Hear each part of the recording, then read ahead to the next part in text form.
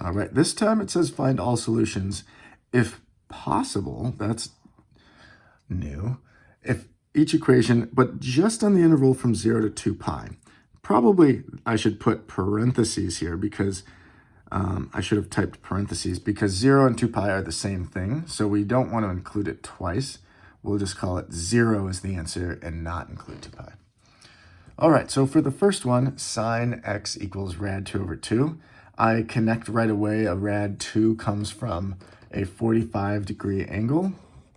So I know my answer is going to have something pi over 4.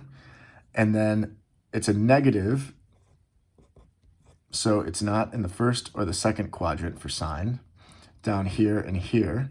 So my two answers are here would be just past 1 pi, and here would be just short of 2 pi, so that would be, 2 pi would be 8 over 4, so 1 subtracted from that. And then I can add 2, I'm not going to add 2 pi n to this because it only wants the answers within the first time around from 0 to 2 pi. I'm not spinning around an infinite amount of times. So it does not say to find all solutions.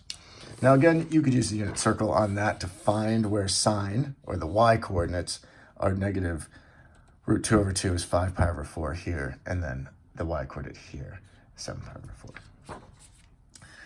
Sine x equaling negative 4/3.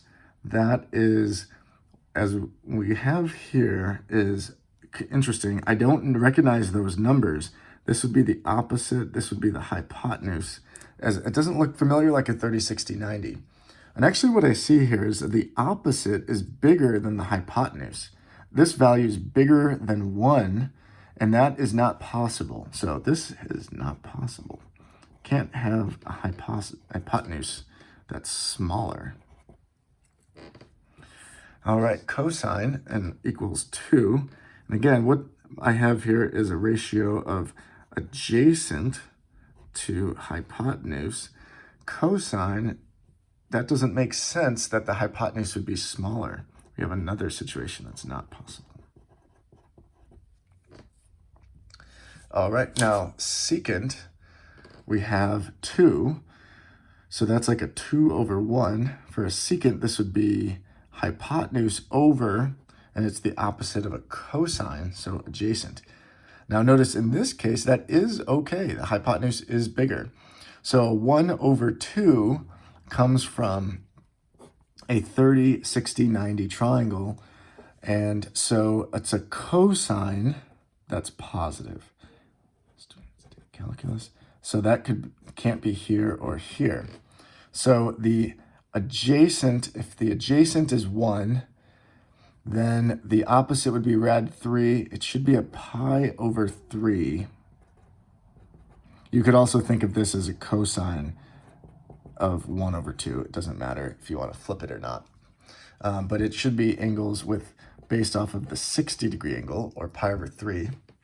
I could also look on the unit circle and look for cosine, the x-coordinates, being 1/2 right here, 1/2. So the answer is pi over 3 is the first quadrant. And then the fourth quadrant is just short of 2 pi. So 2 pi would be 6. So that would be 5. And then there's no plus 2 pi n needed here because I'm not finding all solutions. And then tan. So this tan comes from a rationalized version of this. So the opposite is 1 and the adjacent is square root 3. So that tan could be positive here or here. And then the opposite being 1 means that's pi over, opposite of 1 would be a 30-degree angle, pi over 6. And then the first quadrant is just pi over 6. And the third quadrant is just past 1 pi. So 1 pi would be 6 over 6. Just subtract 1. Oh, no, sorry, add 1 to that. 7 over 6 would be just past 1 pi. And again, I could find that on the unit circle. It's going to be rad 3 over 3. I can see it, that tan over here, 7 pi over 6, and pi over 6 right here. And then lastly, cosine of 1/2. Ooh, we actually did that back here when it was a secant of 2/1, was a cosine then, reciprocal.